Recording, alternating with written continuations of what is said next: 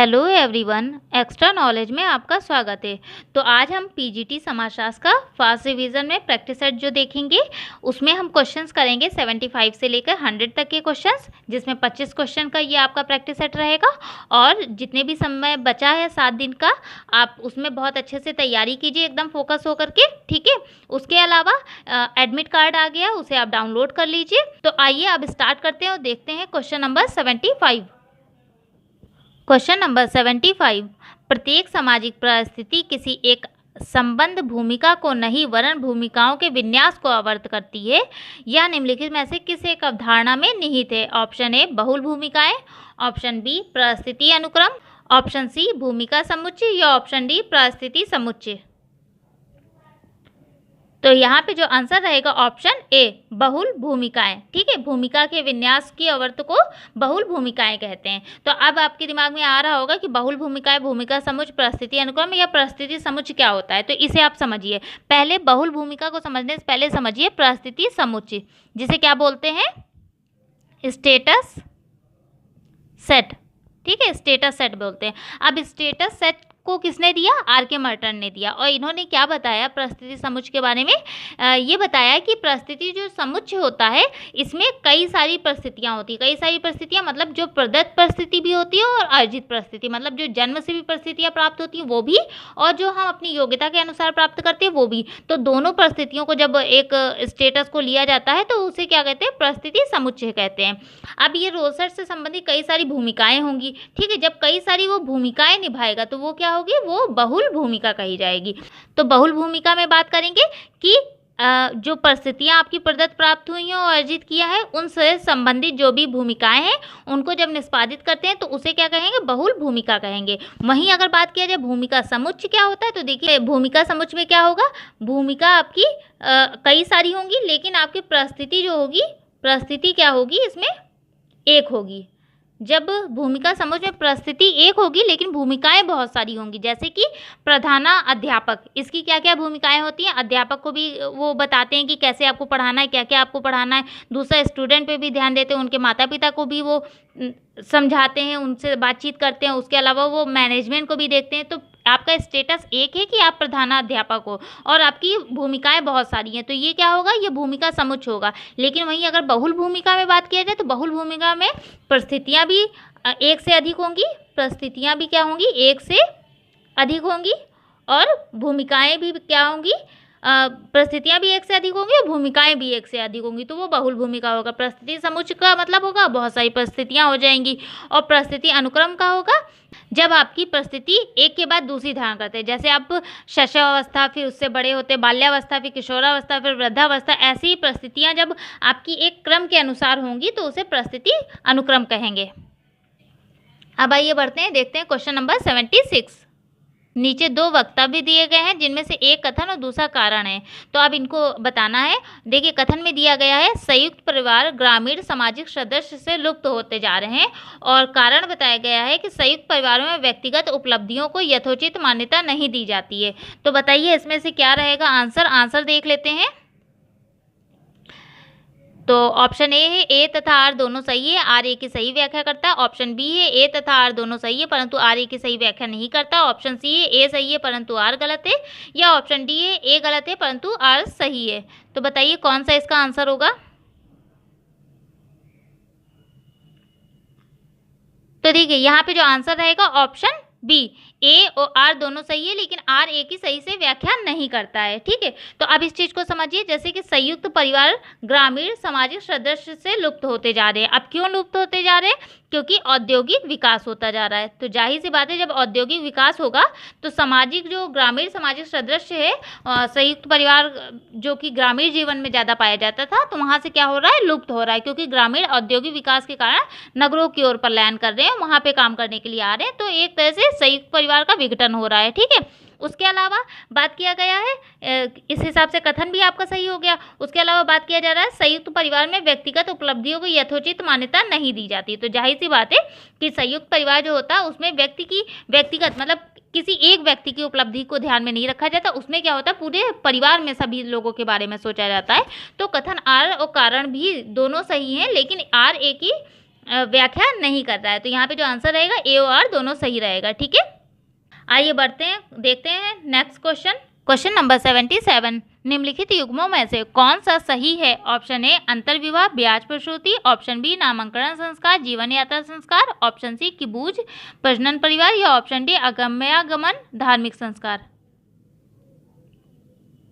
तो यहाँ पे आंसर रहेगा ऑप्शन बी नामकरण संस्कार, जो कि जीवन यात्रा संस्कार है। ठीक है, नामकरण संस्कार बच्चे का नाम रखा जाता है, यहीं से उसकी जीवन यात्रा संस्कार शुरू होता है। तो यहाँ पे ये आपका सुमेलित है। उसके अलावा अगर बात किया जाए जैसे अंतर्विवाह क्या होता है, तो अंतर्विवाह क्या होगा कि जब लोग अपनी ही जाति में या उपजाति जब लोग अपनी ही जाति या उपजाति में विवाह करते हैं तो उसे क्या कहेंगे? उसे अंतर्विवाह कहेंगे। ठीक है, अंतर्विवाह किसे कहेंगे? जब लोग अपनी ही जाति या उपजाति में विवाह कहेंगे, अंतर्विवाह कहेंगे। नामकरण संस्कार मतलब बच्चे का नाम रखा जाता है। किबूज जो कि इज़राइल की एक जनजाति है। ठीक है, इज़राइल की जनजाति है जो कि किस पर आधारित है? कृषि पर आधारित है। ठीक है, कृषि पर आधारित जो जनजाति है ये इज़राइल की है, इसे क्या बोला जाता है? किबूज बोला जाता है। वहीं अगर प्रजनन मूलक परिवार की बात किया जाए तो ये परिवार जो होता है इसमें विवाह के बाद जब पति पत्नी जिस बच्चे को जन्म देते हैं और जो परिवार का संगठन होता है उसे क्या बोलेंगे? प्रजनन मूलक परिवार बोलेंगे। ठीक है, आई होप आपको समझ में आया होगा। अब आइए बढ़ते हैं, देखते हैं नेक्स्ट क्वेश्चन। क्वेश्चन नंबर 77, समुदाय की विशेषता के संदर्भ में कौन सा कथन असंगत है? ऑप्शन ए सामान्य नाम, ऑप्शन बी स्वतः विकास, ऑप्शन सी विशिष्ट नाम, या ऑप्शन डी स्थायीपन। तो यहाँ पे आंसर होगा ऑप्शन ए सामान्य नाम, जो कि ये समुदाय की विशेषता नहीं है, जबकि समुदाय की विशेषता स्वतः विकास होता है, इसका स्थायीपन होता है, विशिष्ट नाम होता है। समुदाय के अंतर्गत जैसे पड़ोस हो जाएगा, राष्ट्र हो जाएगा, ये सब समुदाय के अंतर्गत आते हैं। इसे बहुत बड़े स्तर से लेते हैं, इसको लघु स्तर से समुदाय के रूप में माना जाता है। आइए अब देखते हैं नेक्स्ट क्वेश्चन। क्वेश्चन नंबर 78, निम्नलिखित में से यह किसका दावा है कि सामाजिक संरचना का अनुभाविक वास्तविकता से कोई लेना देना नहीं है? Option A C Levi Strauss, option B Marion J Levy, option C Redmond Firth, या ऑप्शन डी इवांस पिचर्ड। तो यहाँ पे आंसर होगा option A C Levi Strauss जो जिन्होंने सामाजिक संरचना के बारे में बात किया है। तो अब इसके बारे में जानते हैं। देखिए, सी लेवी स्ट्रॉस ने, इनकी एक पुस्तक है एलिमेंट्री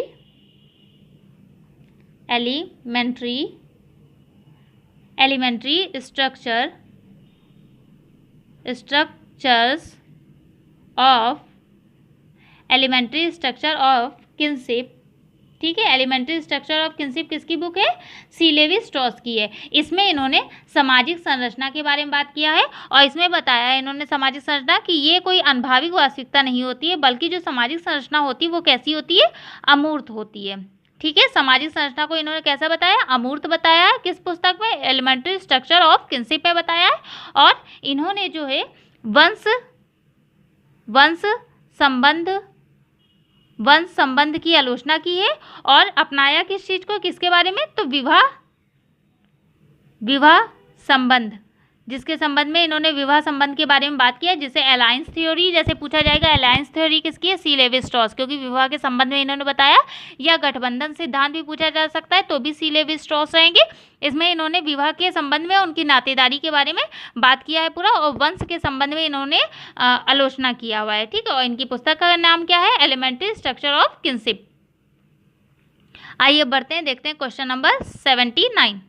संस्था का सर्वोत्तम वर्णित इस प्रकार किया जा सकता है कि यह संकुल है। ऑप्शन ए सत्ता का, ऑप्शन बी परिस्थितियों का, ऑप्शन सी भूमिकाओं का, या ऑप्शन डी प्रणालियों का। तो यहाँ पे आंसर होगा ऑप्शन डी प्रणालियों का। ठीक है, तो संस्था जो है ये किसका संकुल है? कई सारी प्रणालियों का जो संकुल होता है वो क्या कहलाता है? संस्था कहलाता है। और संस्था को सबसे पहले किसने इसका शब्द का प्रतिपादन किया था? तो हर्बर्ट स्पेंसर की पुस्तक थी। कौन सी पुस्तक थी? First principle. ठीक है, फर्स्ट प्रिंसिपल में हर्बर्ट स्पेंसर ने सबसे पहले संस्था शब्द का प्रयोग किया था। फिर एमी बर्न्स ने सोशल इंस्टीट्यूट नामक पुस्तक में इसकी व्याख्या किया था। उसके अलावा समनर ने 1906 ईस्वी में फॉकवेज में भी इस संस्था को बताया है। तो अब आइए जानते हैं कुछ संस्था के बारे में महत्वपूर्ण चीज़ें। संस्था के वर्गीकरण की बात किया जाए तो मर्टन ने संस्था को दो भागों में बांटा, एक प्रकट और एक अप्रकट संस्था। तो प्रकट और अप्रकट संस्था के बारे में किसने बात किया है? मर्टन ने बात किया। वहीं समनर ने जो संस्था जिसको फॉकवेज बोला है, फॉकवेज, ठीक है, फॉकवेज बोला है, इन्होंने स्थापित और निर्मित संस्था के बारे में बात किया है। वहीं अगर बात किया जाए संस्था का प्रक्रियात्मक पक्ष, इसके बारे में किसने बात किया है? तो डेविस, मूरे और पार्सन्स और गिलिन, इन तीनों ने संस्था के प्रक्रियात्मक पक्षों पर जोर दिया है। और भूमिका संदर्भ के रूप में, संस्था को भूमिका संदर्भ के रूप में किसने कहा है? तो जॉनसन और डॉटसन व गेटिस ने भूमिका संदर्भ के रूप में संस्था को माना है। और पार्सन ने जो है द्वितीयक संस्था को प्राथमिक संस्थाओं का सेफ्टी वॉल्व बोला है, ठीक है। तो ये भी क्वेश्चन पूछा गया है कि किसने प्राथमिक संस्थाओं का सेफ्टी वॉल्व द्वितीयक संस्था को बोला है? तो पार्सन्स ने बोला है। या पूछा जा सकता है कि प्राथमिक संस्थाओं का सेफ्टी वॉल्व किसे कहा जाता है? द्वितीयक संस्था। और पार्सन ने जो द्वितीयक संस्था के बारे में बात किया उसमें किसको रखा है? वेश्यावृत्ति को रखा है। तथा गॉफमैन ने जो है संपूर्ण संस्था की बात की है, जिसके अंतर्गत जेल, आश्रम, पागलखाना संपूर्ण संस्था का उदाहरण होता है। और कहीं कहीं पे हॉस्टल को भी संपूर्ण संस्था के अंतर्गत माना गया है, ठीक है।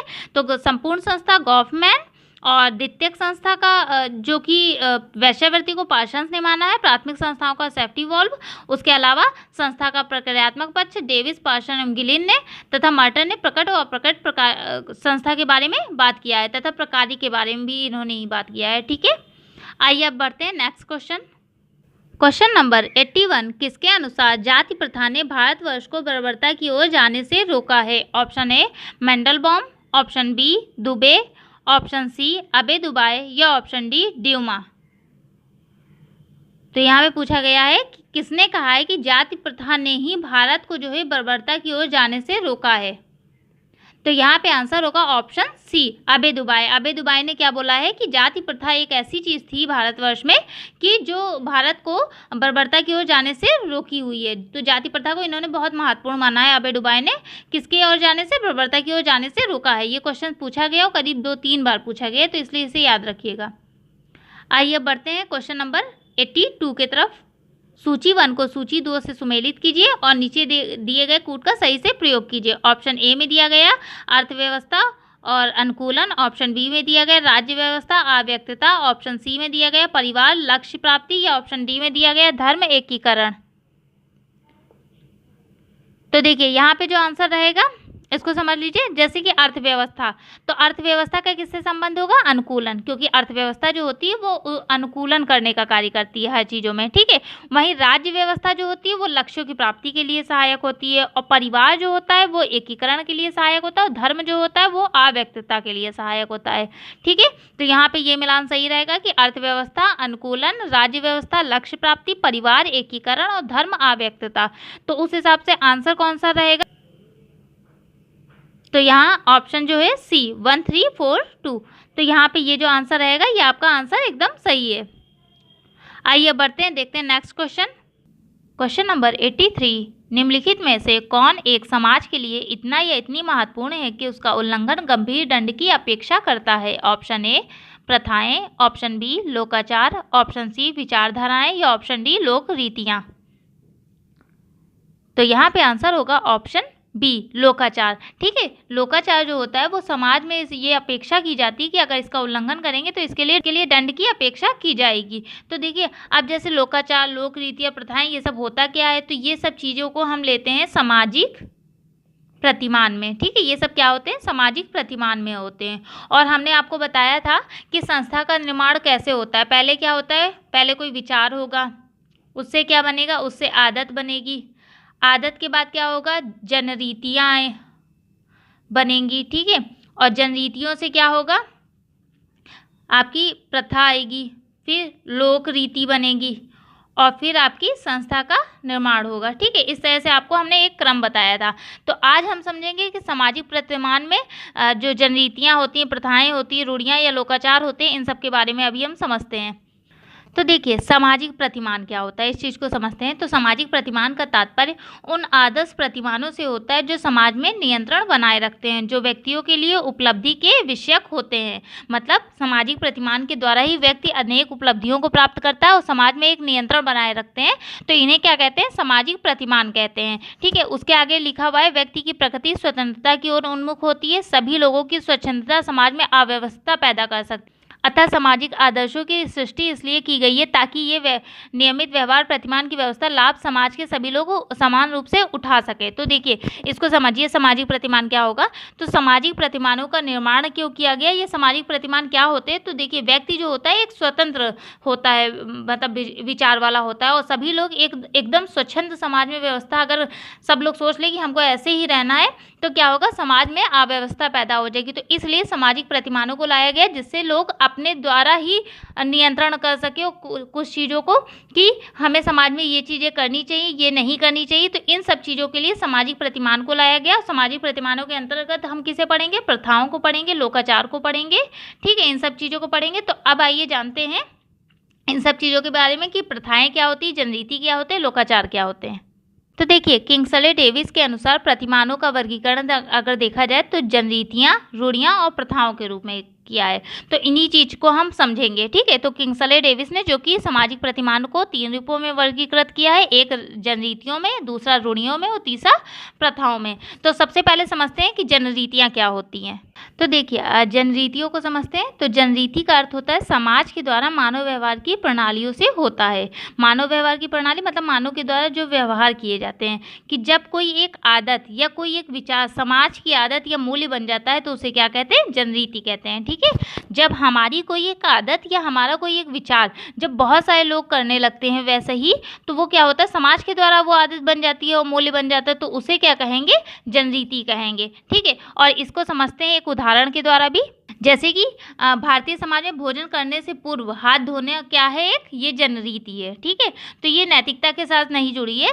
तो इस तरह जो जनरीतियाँ, जैसे क्या क्या होगा, अतिथि के स्वागत में अपनी संस्कृति के अनुसार अभिवादन करना, गलती होने पर क्षमा याचना करना, ये सब क्या है, ये सब जनरीति है। जैसे कि भोजन करने से पहले हाथ धुलना, अतिथि का स्वागत करना, उसका अभिवादन करना, गलती होने पे क्षमा याचना, ये सब हमारी जनरीतियों के अंतर्गत आएगा। और इसका विकास जो होता है स्वतः होता है और ये सामाजिक प्रतिमान के रूप में जानी जाती हैं।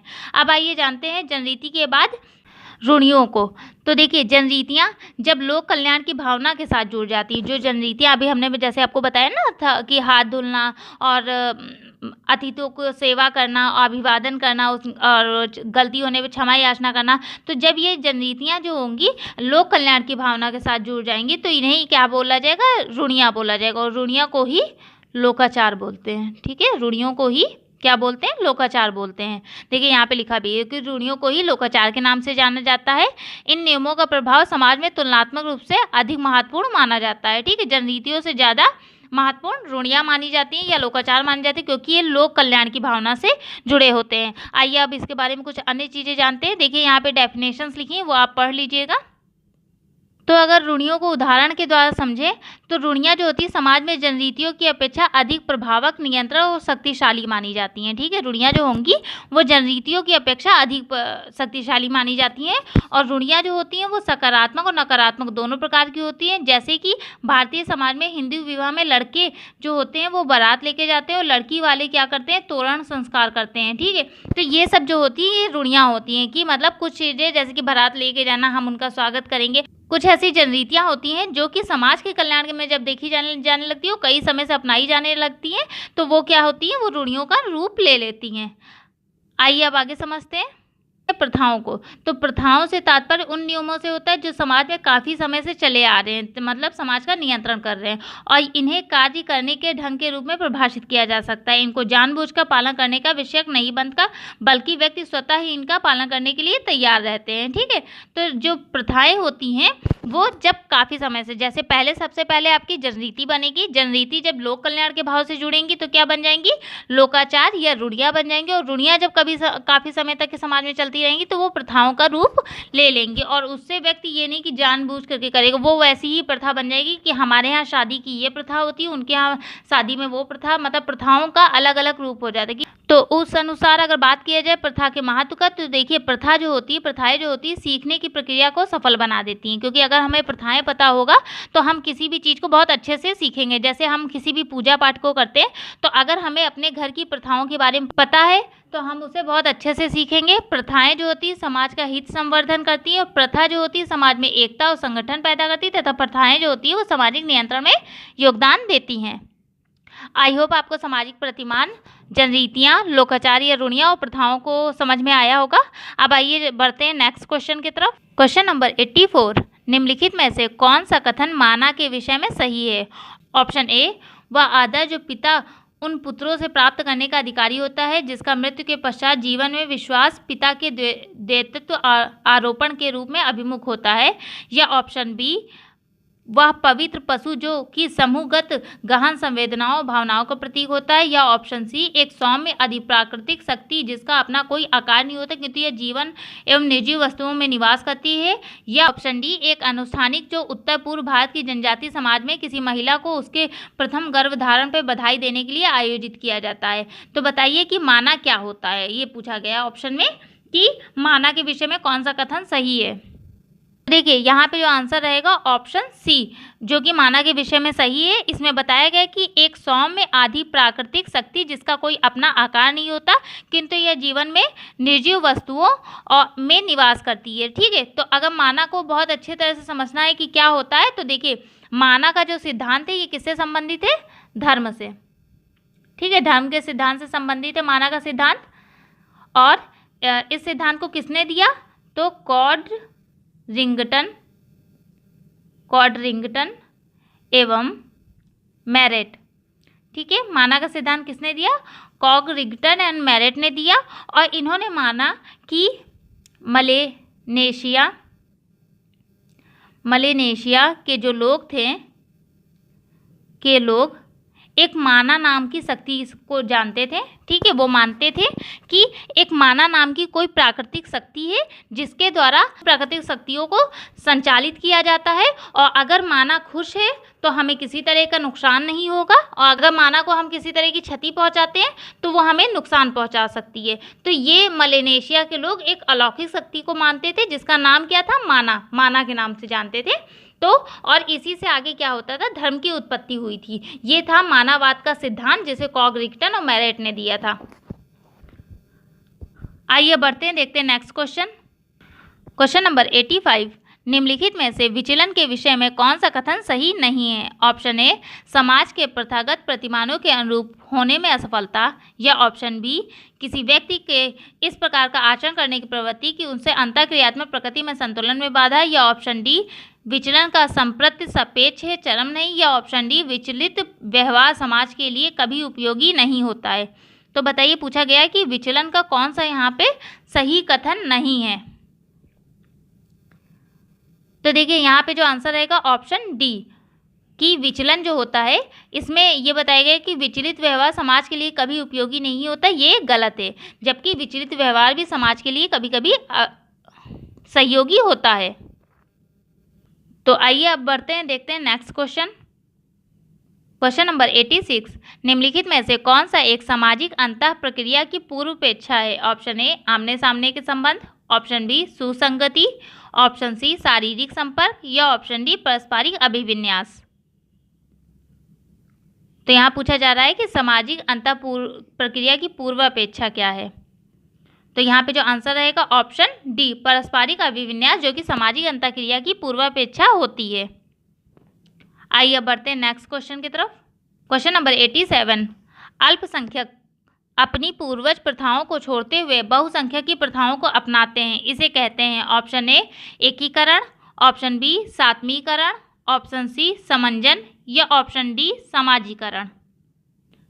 तो यहाँ पे आंसर रहेगा ऑप्शन बी, सात्मीकरण। ठीक है, तो इसमें क्या बात किया जा रहा है कि अल्पसंख्यक अपनी पूर्वज की प्रथाओं को छोड़ते हुए बहुसंख्यक की प्रथाओं को अपनाते हैं, तो क्या कहलाता है? सात्मीकरण कहलाता है। तो सात्मीकरण को एक अलग तरीके से भी समझ सकते हैं कि जब एक संस्कृति अपनी दूसरी भिन्न संस्कृति को अपने में घुला मिला लेती या उसमें घुल मिल जाती, तो वो क्या कहलाता है? आत्मसात्करण या सात्मीकरण कहलाता है। वहीं अगर एकीकरण की बात किया जाएगा तो सभी चीज़ों का एक बंध करके कार्य करना, सभी तत्वों का एक बंध के कार्य करना एकीकरण कहलाएगा। समाजीकरण क्या कहलाएगा? समाजीकरण का मतलब होगा कि जब हम किन्हीं चीज़ों को अनुकरण के द्वारा सीखते हैं तो वो क्या होता है? समाजीकरण होता है, ठीक है। और समंजन या विस्थापन क्या होता है? तो इसमें क्या होता है? समंजन या विस्थापन मतलब तालमेल बिठा करके किसी चीज़ों को रखना। जैसे तालमेल बिठा के अगर हम चल रहे हैं, तालमेल बिठा करके अगर हम कोई कार्य को कर रहे हैं तो वो समंजन होगा, ये व्यवस्थापन होगा। एकीकरण मतलब कई चीज़ों को अपने में समाहित करके, कई तत्वों को और एक एकता बना करके कार्य को करना। सात्मीकरण मतलब होता है दूसरे में घुल मिल जाना या घुला मिला लेना, तो सात्मीकरण या आत्मसातकरण। और समाजीकरण मतलब होगा कि हम अनुकरण करके कुछ चीज़ों को जब सीखते हैं तो वो समाजीकरण होगा। आइए बढ़ते हैं नेक्स्ट क्वेश्चन की तरफ। क्वेश्चन नंबर 88, समाज में समंजन की प्रक्रिया किस प्रकार के परिहार के लिए स्वीकार की गई है? ऑप्शन ए व्यक्तियों के बीच प्रतिस्पर्धा, ऑप्शन बी विचारधाराओं के बीच प्रतिस्पर्धा, ऑप्शन सी समान और असमान के बीच संघर्ष, ऑप्शन सी समान और असमान के बीच संघर्ष, या ऑप्शन डी औपचारिक तथा अनौपचारिक के बीच एकीकरण। तो यहाँ पे आंसर होगा ऑप्शन सी, समान और असमान के बीच जब संघर्ष होता है उसके लिए क्या होता है कि समंजन की प्रक्रिया के लिए स्वीकार किया। देखिए समंजन की प्रक्रिया मतलब क्या होता है? व्यवस्थापन होता है। तो प्रतिस्पर्धा और संघर्ष की जब स्थिति को टालने के लिए कोई समझौता किया जाता है तो क्या होगा? वो समंजन या व्यवस्थापन होगा। उसी तरह यहाँ जो ऑप्शन में सी दिया गया है कि समान और असमान के बीच संघर्ष होगा और इसे जब टालने के लिए हम जो प्रक्रिया करेंगे उसे क्या कहेंगे? समंजन की प्रक्रिया कहेंगे। आइए बढ़ते हैं नेक्स्ट क्वेश्चन की तरफ। क्वेश्चन नंबर 89, संदर्भ समूह व्यवहार में मूल तत्व है। ऑप्शन ए ईर्ष्या, ऑप्शन बी सापेक्ष वंचन, ऑप्शन सी बाह्य समूह, या ऑप्शन डी सदस्यता। तो यहाँ पे जो आंसर रहेगा ऑप्शन बी सापेक्ष वंचन, ठीक है। सापेक्ष वंचन यहाँ पे आंसर रहेगा। तो देखिए सापेक्ष वंचन जो रहेगा इसमें क्या होता है? सापेक्ष वंचन में कि व्यक्ति अपनी स्थिति को दूसरे से क्या होता है? हीन समझता है। दूसरे से हीन समझना, ठीक है। हीन समझना सापेक्ष वंचन होगा।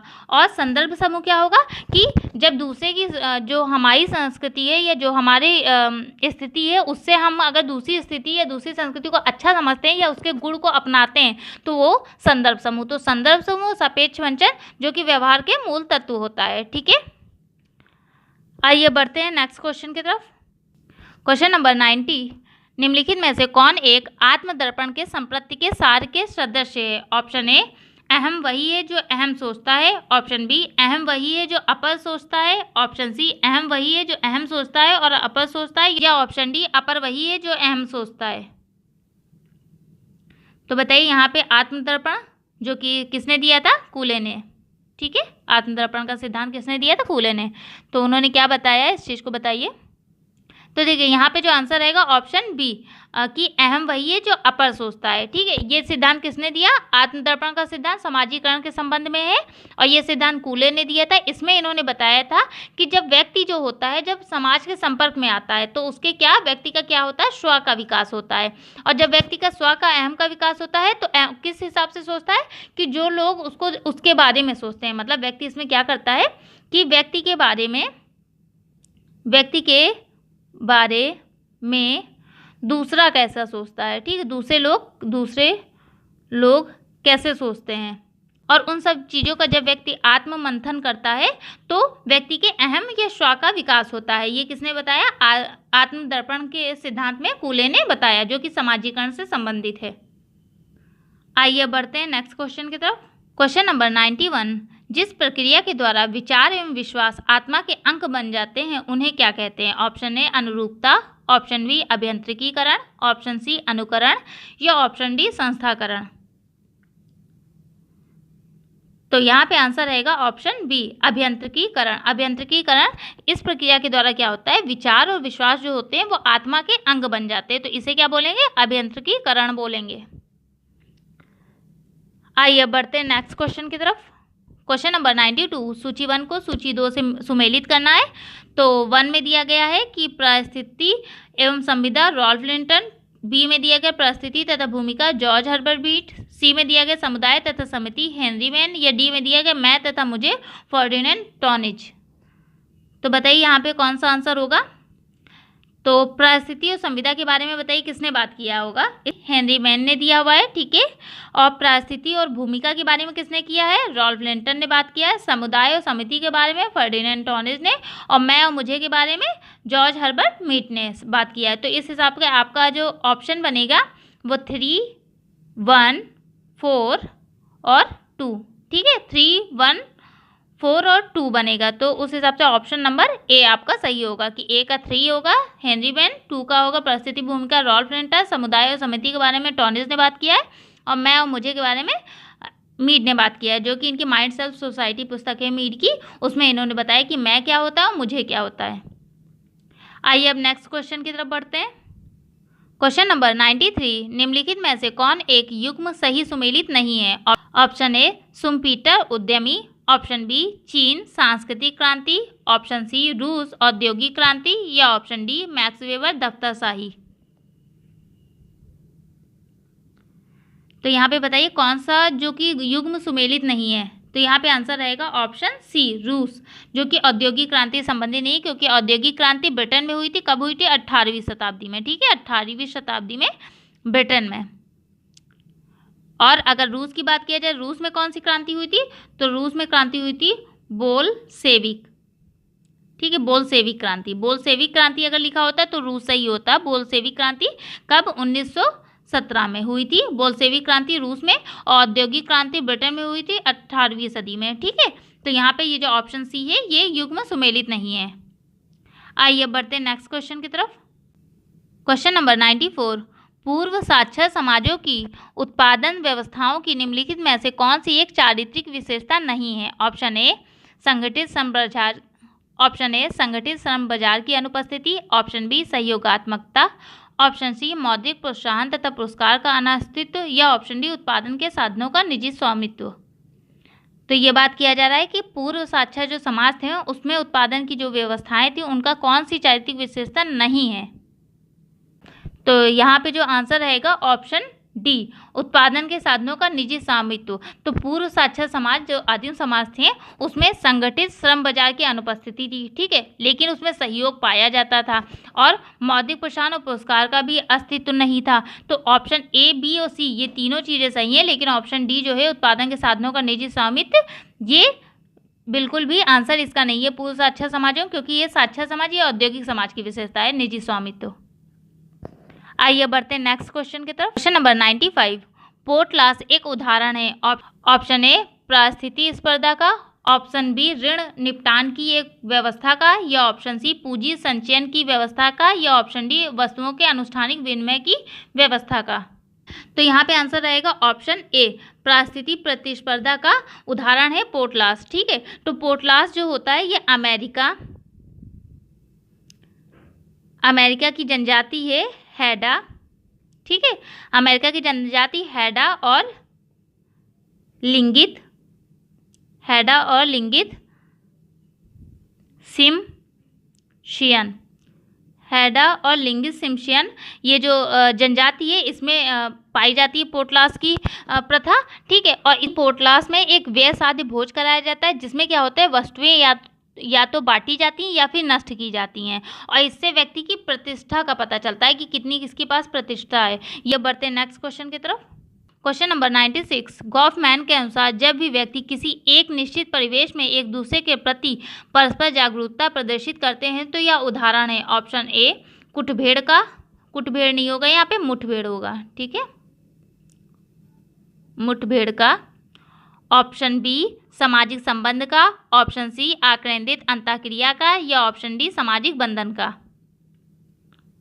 तो देखिए यहाँ पे जो आंसर रहेगा ऑप्शन ए मुठभेड़ का, ठीक है। तो गॉफमैन के अनुसार जब भी व्यक्ति किसी एक निश्चित परिवेश में एक दूसरे के प्रति परस्पर जागरूकता प्रदर्शित करेंगे, ठीक है, तो ये क्या होगा सह उपस्थिति प्रदर्शित करना, मतलब जब सामाजिक कार्यकर्ता होंगे या कहीं भी होता है मुठभेड़ कब होती है? जब लोग अपनी जागरूकता होती है, जब उन लोगों में अपने अधिकारों के प्रति, तो क्या होगा जब जागरूकता होगी तो जाहिर सी बात है मुठभेड़ होगी। तो इसको किसने बताया? गॉफमैन ने बताया है। आइए बढ़ते हैं नेक्स्ट क्वेश्चन की तरफ। क्वेश्चन नंबर 97, सूची 1 को सूची 2 के साथ सुमेलित करना है। ऑप्शन ए दिया गया है विकासात्मक सार्वभौम सुम्पीटर, ऑप्शन बी दिया गया अन्योन्यता का स्पेक्ट्रम पार्सन्स, ऑप्शन सी दिया गया अतिरिक्त मूल्य का सिद्धांत सालिन्स, या ऑप्शन डी दिया गया सृजनात्मक विनाश, या ऑप्शन डी दिया गया सृजनात्मक विनाश मार्क्स।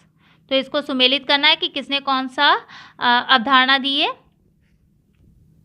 तो देखिए सबसे पहले इसको तो बहुत सभी लोग जानते होंगे कि अतिरिक्त मूल्य का सिद्धांत किसने दिया है, मार्क्स ने दिया है। वहीं अगर विकास के बारे में विकासात्मक सार्वभौम किसने दिया है, पार्सन्स ने दिया है। ठीक है, तो अगर ये दो पता है तो आप ऑप्शंस आराम से टिक कर सकते हैं। और उसके बाद अन्योन्यता का स्पेक्ट्रम किसने दिया है, तो सैलिन्स ने दिया है। और सृजनात्मक विनाश के बारे में किसने बात किया है, तो सुम्पीटर ने बात किया है। ठीक है, सृजनात्मक विनाश सुम्पीटर, विकासात्मक सार्वभौम पार्सन्स, अन्योन्यता का स्पेक्ट्रम सैलिन्स और अतिरिक्त का मूल सिद्धांत मार्क्स ने। तो उस हिसाब से आपका जो ऑप्शन रहेगा 2, 3, 4 और 1, तो जिसमें 2, 3, 4 और 1 होगा वो उसका आंसर होगा। तो देखिए यहाँ पे जो आंसर रहेगा ऑप्शन सी 2, 3, 4, 1, तो यहाँ पे ये आंसर रहेगा। आइए अब बढ़ते हैं नेक्स्ट क्वेश्चन की तरफ। क्वेश्चन नंबर 98, निम्नलिखित में से कौन सा एक मुकाबले और प्रतिरोध के बावजूद स्वतंत्र क्रिया करने की क्षमता को निर्दिष्ट करता है। ऑप्शन ए आत्मगौरव, ऑप्शन बी शक्ति, ऑप्शन सी सत्ता, या ऑप्शन डी प्रभाव। तो देखिए यहाँ पे जो आंसर रहेगा ऑप्शन बी शक्ति। ठीक है, तो जो शक्ति होती है ये क्या होती है, व्यक्ति तथा समूह जो होते हैं वो क्या होता है जब निहित स्वार्थों की पूर्ति करते हैं तो किसके विरोध में करते हैं, शक्ति के विरोध में करेंगे। तो मुकाबला या प्रतिरोध के बावजूद स्वतंत्र क्रिया करने की क्षमता किसमें होती है, शक्ति में होती है। आइए बढ़ते हैं, देखते हैं next question. Question number 99, weber की शक्ति की अवधारणा है। ऑप्शन ए आदर्शात्मक शक्ति, ऑप्शन बी प्रकृति विशिष्ट शक्ति, ऑप्शन सी जीरो सम शक्ति, या ऑप्शन डी तार्किकात्मक शक्ति। तो यहाँ पे आंसर रहेगा ऑप्शन सी जीरो सम शक्ति, जिसको शक्ति की अवधारणा में वेबर ने बात किया है। ठीक है, तो बस इतना पूछा जाएगा कि वेबर ने जो कि शक्ति की अवधारणा के आधार पे स्त्रीकरण को भी बताया कि जिसके पास जितनी अधिक शक्ति होती है उतना ज़्यादा उसकी जो स्टेटस होता है वो ऊंचा होता है। तो इसके बारे में वेबर ने बात किया है और उसी में इन्होंने जीरो सम शक्ति के बारे में भी बताया है। तो जीरो सम शक्ति की अवधारणा किसने दी है, मैक्स वेबर ने दी है। बस ऐसे ही पूछा जाएगा। आइए अब नेक्स्ट क्वेश्चन और लास्ट क्वेश्चन देखते हैं। क्वेश्चन नंबर 100, शक्ति को समाज के संसाधनों के उन उद्देश्यों की प्राप्ति की गति देने की क्षमता के रूप में जिनके लिए आम वादा किया गया हो किसने अवधारणाबद्ध किया है। तो मतलब किसने इस चीज़ को दिया है। ऑप्शन ए मार्क्स ने, ऑप्शन बी वेबर ने, ऑप्शन सी टॉलकॉट पार्सन्स ने, या option D C Wright Mills ने।